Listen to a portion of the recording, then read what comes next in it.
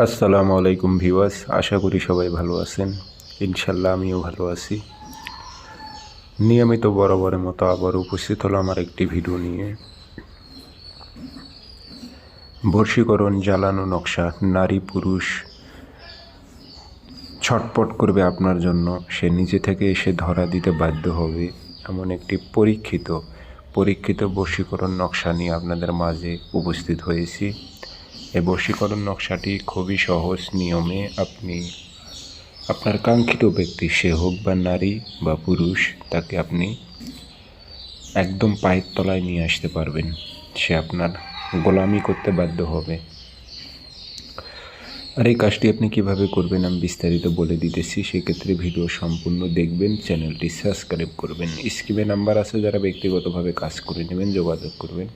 0133152734। Imo আছে, WhatsApp আছে।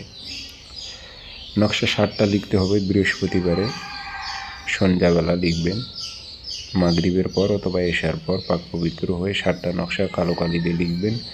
যেখানে মানুষের চিত্র দেওয়া আছে ওখানে মানুষের চিত্রই দিবেন, নিচে নাম দিয়ে দেবেন। অমুকের মেয়ে অমুককে পাগল করে অমুকের ছেলে অমুকের কাছে আন। কোনো নারী হয়ে পুরুষের উপর প্রয়োগ করলে অমুকের ছেলে অমুককে পাগল করে অমুকের মেয়ে অমুকের কাছে আন, এভাবে উল্লেখ করে দেবেন। অমুকের জায়গায় হয় মেয়ের বাপের নাম অথবা মায়ের নাম, ছেলের ক্ষেত্রেও অমুকের জায়গায় হয় বাবার নাম অথবা মায়ের নাম উল্লেখ করে দেবেন।